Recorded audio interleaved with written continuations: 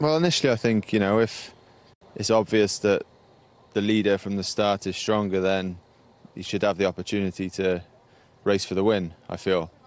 But looking at this race, looking at yesterday, I don't think there's such a big difference, Like the fact that Kuss only got distance 1K from the top of such a hard climb at the end of such a hard race.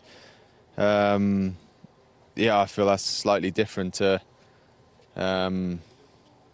like a big gap between the leaders and the guy, the domestique, because, there shouldn't be any gifts in a Grand Tour win. I think it's one thing gifting a stage and whatever, but I don't think just because someone's worked for you for years, you need to let them win. But I don't think that's the case anyway. I think he's good enough to be in the position he's in. And they played that card, that's the funny thing about it. They rode super hard that day to get a gap, to maintain a gap. And now they're kind of changing their mind. I've experienced similar in the past, not necessarily with me, in a smaller race, when you go in with double leadership and then suddenly halfway through they're a bit like, well, we'd actually prefer the other guy to win, or we feel he's got a better chance. So, I feel for Kuss. I feel like he deserves a bit more respect.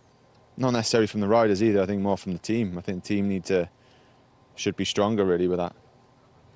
And forgetting about who is the leader of the team or who is the domestic, maybe it was surprising yesterday because the sport is based in that respect for the leader there, say, in a race. Maybe it was surprising to see them going and leaving him behind. How do you see that? Yeah, that's another thing. The fact that it was only 3 of them, no other tactics came into play. If there was other riders around, it's different.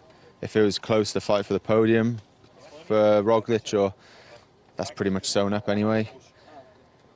And I don't think, Roglic isn't going to win this tour, this Vuelta, so, there was no real need for him to carry on to gain those extra seconds, like, in my view.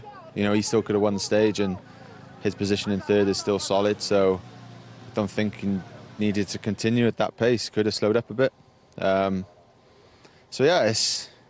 It's an interesting one. Even the day before, though, it's like Vingegaard attacked, but it wasn't like he got a minute purely from legs. It was tactical behind. They stalled and they were watching. Like, jumbo guys didn't want to pull because obviously, so if you're going to race it properly. In my view, like you can't just say, oh yeah, we're going to race, the best guy's going to win, but it's quite easy to take advantage of that if you go and then the guys behind don't pull because there's other guys on GC in the wheels as well. So do one or the other, Who do you think is going to win this Vuelta?